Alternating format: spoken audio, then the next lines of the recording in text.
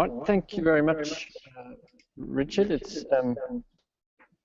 It's really great to be here and talking to you. So this is the third of these seminars I've been involved in, and I've been really impressed by the kind of the range of things presented and the, I suppose, the commonality between what's happening in Australia and what's happening in the US.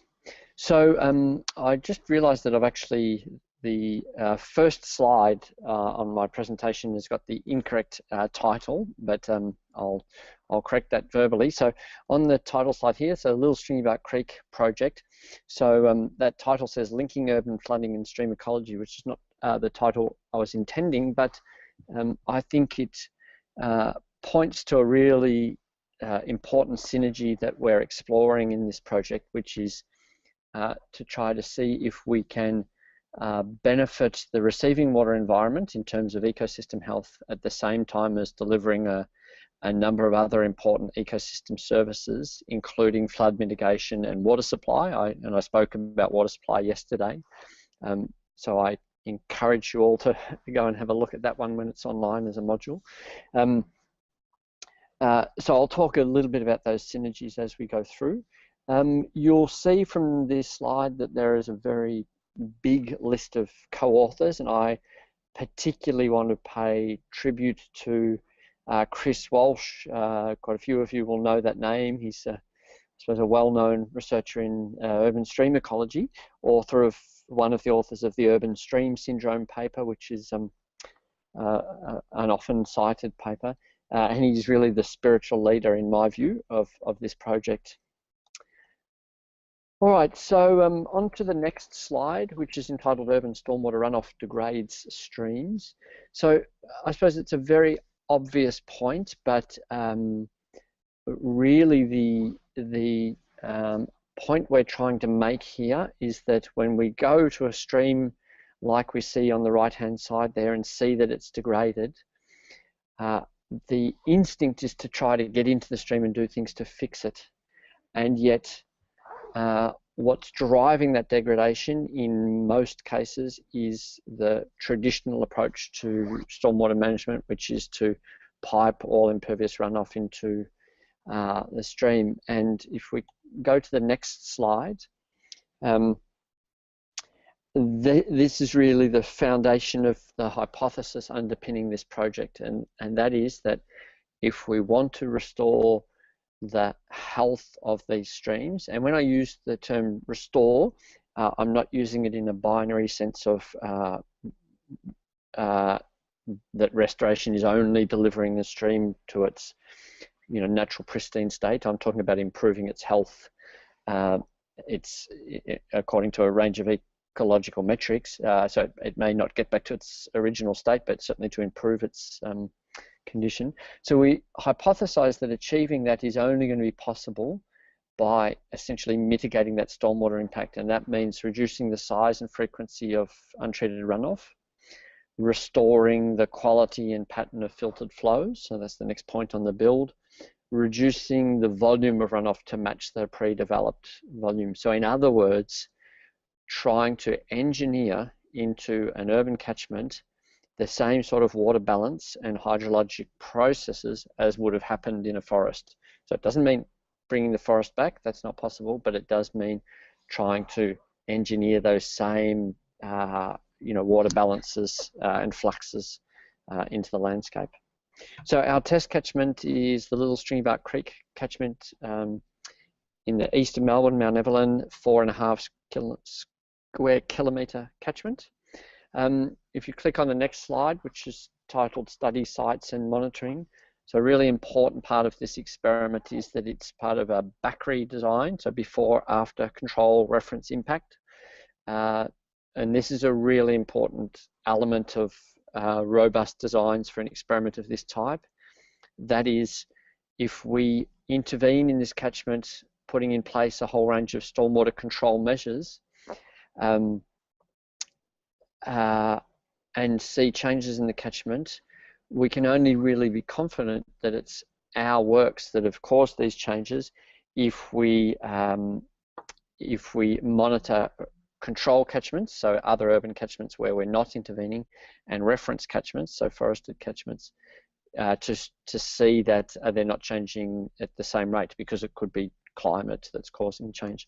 On to the next slide. So Little Stringybark Creek catchment, as I say, 4.5 square kilometres, about 13% total imperviousness. If your slides have got builds in them, then click to the next build. It's made up of typical residential kind of areas, so ranging from sort of 400 square metre allotments to much larger. We've got some commercial areas and also some industrial areas. So clicking through those couple of builds, you'll see there's an area with some factories, etc. Okay, on to the next slide. So 300 stormwater retention systems constructed over 2009 to 2015. So our intervention in this catchment has seen us construct systems from the allotment scale, so in individual households, through to the very large scale, so some very large stormwater harvesting systems providing water for regional sports facilities, and in between where we have, for example, constructed some large rain gardens or bioretention systems, and some quite significant harvesting systems supplying, for example, the car washing at a gas station. On to the next slide, which is a plot showing the connected impervious area over time from pretty much the start of our project through till 2015, when most of our work's finished. We're still doing some. But you'll see we were sitting at around a connected impervious area of around 10% of the catchment, and we're now down to somewhere around 5.5%. We're sitting at around 5.5% now. On to the next slide, hypothesized mechanisms and responses, which again for you may have several builds, so I'll step you through those. So we hypothesized that by reducing the connected impervious areas on the next build, we're going to reduce the size and frequency of polluted storm flows going into the stream. We're going to increase the amount of base flow, so restore some of that base flow by restoring infiltration. Combined, these will reduce the concentrations of a range of pollutants and the loads. This will also reduce the transport of some coarse sediments, so keep those coarse sediments which are important for habitat in the stream. This will subsequently reduce algal growth and we'll start to get a greater diversity of species in the streams. We will reduce microbial leaf breakdown and a range of other kind of indicators. And importantly, in the final build on this slide, we will increase the retention and the transformation of pollutants. So we'll give that channel back some of its capacity to retain and transform nutrients, particularly nitrogen. And for those of you interested in that area, I'd recommend reading the work of people like Peter Groffman. All right, so if you click on the next slide, which is monitoring at different scales. So whilst we've been implementing all of these works, some 300 odd systems, and it's actually been our team that's kind of led the implementation of those, we've been monitoring, and we monitor at a range of scales, which is quite important, because an important research question is if we manage, for example, to change the stormwater behaviour at the site by infiltration and rainwater tank, etc. The question is, how far does that benefit propagate downstream? And so we are monitoring at the site scale, then in the precinct, so perhaps a whole street area with maybe 20 houses, then through to the tributaries, and then through to the whole stream, so that we can start to see how that propagation proceeds. On to the next slide. So just to have a look at, we're just going to look at a couple of things: water quality and hydrology. So we've been doing continuous rainfall and stream flow monitoring. So this is next slide, data questions, and then water quality sampling since 2001. And so our question is obviously, have the hydrology, the water quality, and the ecology, when we won't talk too much about the ecology today, changed as a result of our intervention in ways that we don't see in the reference and control catchments. So on to the next slide. So this is two plots of runoff coefficient, so the amount of runoff produced for a given rainfall event. And I note, as is apparent on the slides, that these are preliminary data. What you see is, following our intervention, which started very slowly in kind of 2009, but really took off sort of late 2013, I suppose. A lot of the big works were done there. We see a fairly significant reduction in the runoff coefficient. And if we compare that with Brushy Creek below, one of our control catchments, we also see a little bit of a reduction in runoff coefficient, in part because of rainfall changes. But if we use techniques such as change point analysis, we see that for Little Stringybark Creek, we have a highly significant change. And for our control and reference catchments, any changes are not significant. So that gives us some sense that we've done things in Little Stringybark Creek that are having an impact. One of our PhD students, Sung Ying Lee, so she's been looking at fitting models to these changes, and sure enough, she finds the same thing, that the Little Stringybark Creek catchment shows a very distinct decrease in runoff coefficient after accounting for seasonality and rainfall, and we do not see that significant trend over time in our other catchments. On to the next slide, which is called significant decline in runoff coefficient. So just making the point in another way, we see this quite significant change in Little Stringybark Creek that's not apparent in other catchments. All right, on to the next slide, which is water quality. So this is really quite significant. And I'll just take a little bit of time to step you through this. So the very messy looking plots that look like they came off one of those computer trace printers of the early 1980s. That is the raw data, and the green is our reference catchments. So these are our forested catchments. The purple are our control catchments. So these are urban catchments we're not intervening in. And the orange is Little Stringybark Creek. So what you see is that subsequent to our major works, we see a very significant decline in total phosphorus concentration, and we see the same for the soluble fraction of phosphorus, we see the same for nitrogen, and we see the same for sediments. That is a very significant change point, and interestingly, having been very typical of a urban stream anywhere around Melbourne or anywhere around Sydney or any other city in Australia, a Little Stringybark Creek now sits at a level that is consistent with our local state environment protection policy for upland rural stream, or pretty much on the edge of the requirement for a forested stream. So we've seen a really quite a substantial change in the water quality of this stream, which gives us, I suppose, great confidence that we're on the right track. Before I go to the conclusions, I'll just make the point that our ecological monitoring, so we're doing lots of ecological monitoring, and I don't present it here because it's early days, but so far we haven't seen significant ecological responses. We have, so we think that poses interesting questions. Is it simply because there's a lag, or is it because there are other factors that need to be overcome?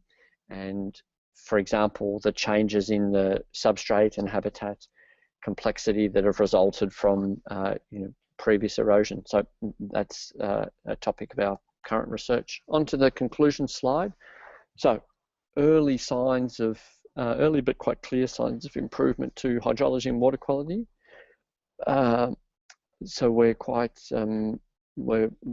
optimistic and quite excited to be able to show this. Ecological response is not yet shown, and this is really where our research interest now lies. We are just finishing some work, so we're working with Melbourne Water to do the last works in the next few months, and we're really hoping to be able to communicate the results of this over the next year or two as we bring the intervention stage of the project to its completion. Thank you very much. Okay, thanks very much, Tim.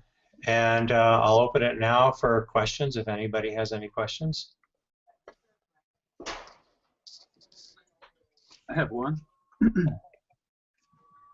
Hey, thanks, Tim. That was great. I was wondering, about the other ecological indicators and, the fact that you haven't seen quite as much of a change. So can you hear me okay? Yeah, sure. Okay. Yeah, that you haven't seen quite as much of a change there yet. And I was wondering, in the case of, aquatic invertebrates and things, I mean, a lot of those things are probably recolonizing from downstream. And your improvements are covering a massive area, but I mean, if there's degradation below, where a lot of the improvements have been done, do you think it's possible that, you won't have a source population to recolonize from? I'm wondering whether you've been sneakily reading our research grant applications. Yeah, this is exactly the question that we want to ask, and we have designed some experiments to test exactly that question. I think that that question of recolonization, distances and sources is really, really interesting.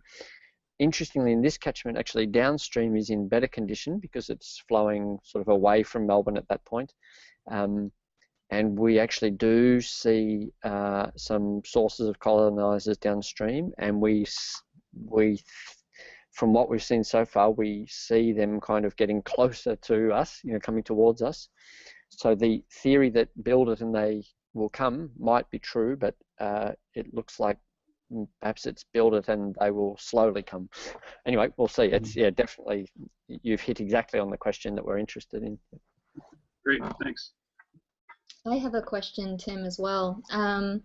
I was wondering sort of at what point you would start thinking about moving away from sort of the catchment scale interventions and into sort of in-stream interventions, and what those early ones might look like. Yeah, that's a really nice question. This is exactly, you've hit exactly on the kind of sequencing we see. We've actually discouraged Melbourne Water from doing any in-channel interventions now, not because we don't think it's a good idea, but because we want to separate out the effect. And our intention is to do exactly as you say. And I've been arguing with my colleague Chris Walsh about whether he can put off his retirement to see this done. At the moment he's saying no, but our intention would be to, for example, monitor this over the next 4 or 5 years as it is, and then start some quite intensive interventions. And those would be things such as restoring some habitat diversity, so woody debris, etc. Perhaps replacing some of the coarse debris that's been, coarse sediment that's been lost. So actually replenishing that supply of coarse sediment. And then starting to deal with the incised sections of the channel. And I think that will really be an interesting, completion of the work. And in yesterday's seminar, I made the point that our motivation for this project is not really to save one stream. Our big picture motivation is that if we show that it's possible, it forms an argument for protecting the streams that are not yet degraded. So those areas that are still going to get urbanisation, to do that urbanisation in a way that doesn't degrade the stream.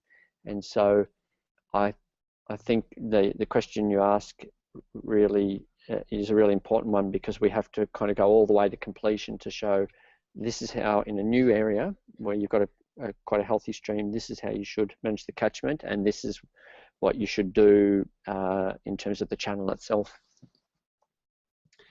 So I have a follow-up on that because Little Stringybark Creek is in relatively good shape in terms of how much impervious surface you have compared to much more urbanized watersheds. And I wonder if you could just talk about what might be possible in a much more urbanized watershed. I mean, you're working towards pretty close to a full restoration in that watershed. Probably not possible when it's much more urbanized, but what do you think is possible? Yeah, so perhaps I'll start with the last part. So we probably won't get to where we'd want to be in terms of bringing the impervious area down to a level where we would think there'd be no impacts. Constraints are going to stop us doing that, and so that's also going to be an interesting question. Is it still good enough? What's quite depressing about the stream ecosystem response to urbanisation is how non-linear and brutal it is. How rapid the decline is for very low levels of imperviousness. So there's a nice bit of work led by Ryan King in the Northwest US that shows they studied about 1,000 catchments, and they showed by the time you get to about 2% impervious area, you've lost a very high proportion of your taxa, and we see the same in Australia. So your question is a good one. What about catchments where we're 30–40% impervious? Should we just say, oh, let's not even bother? Or so two answers to that question. The first is that the benefits of a project like this are not just about restoration of the stream. They're also about supplying water, quite a significant water resource, which I talked about yesterday. They're about mitigating flooding. They're about improving kind of urban amenities. So you could even argue if you didn't care about streams, you might do it anyway. That's the first thing. The second thing is, as I say, our big picture motivation is to provide guidelines for how you protect streams, or where you might want to get to. Now, if I think of a catchment that's 30% impervious, I know, or 40% or 50, I know I'm not going to get there in 10 years. But if I say to myself, well, let's put in place planning controls so that every time a new building is built, or one is renovated, or a new bit of road is resurfaced, etc., and remembering that in Melbourne, for example, the turnover rate is about 2% per year. So in other words, on average, in 50 years, every surface has been replaced. Bit of a simplification, but close enough. That means that over a few decades, we might actually hope to get some of these quite degraded streams back to a state where we could restore them. Now, I find when I say that, a lot of people say, oh, that's 50 years, we can't really be planning for that. But my view would be, well, if that's our attitude to environmental problems, then I reckon we've got zero chance of dealing with something like climate change, because we're not going to make significant impacts on global temperatures in the next 10 years. We're talking about kind of 100-year commitment to action.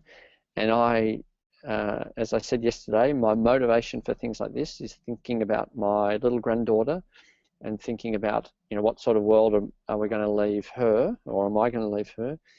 And I want to leave her a world where the streams that we have today are in a better state than they are now, and they have a chance of being restored, rather than, just being allowed to kind of go further down the path of degradation. So yeah, I reckon it's a longer term view, but at the same time capitalizing on the other ecosystem services we deliver through these things anyway. Yeah, that sounds good. Yeah, I think that's a good perspective, especially realizing there's many other benefits. It's easy to think about just the organisms, especially if you're an ecologist like me, Yeah. to focus on that and not think about the other advantages. Yeah, indeed. Any other questions for Tim? Maybe just real quickly, Tim, so you laid out a flow chart toward the beginning of your presentation in which you, articulated a series of hypotheses regarding what might happen as you get the hydrological flow back to more of a pre-urban state, or at least reduce effective imperviousness. And I'm wondering, do you have in place teams to look at each of those hypotheses as you collect data? Like, for example, one of the boxes that struck me was the retention of coarse material, Yep. which is more, I guess, stream morphology, geomorphology. Yeah. So is that a master plan for all of the papers you're going to be writing on this project? Yeah, that's a really good point. So actually those series of hypotheses pretty much maps directly to the structure of our team. So that's right, we have little sub-teams, I suppose, dedicated to each of those, and that geomorphic work is led by Jeff Veets, who is doing a lot of that work, and we've got two new Ph.D. students, Kathy Russell and Desmond Afosu, who are looking at exactly this question and mapping coarse sediment.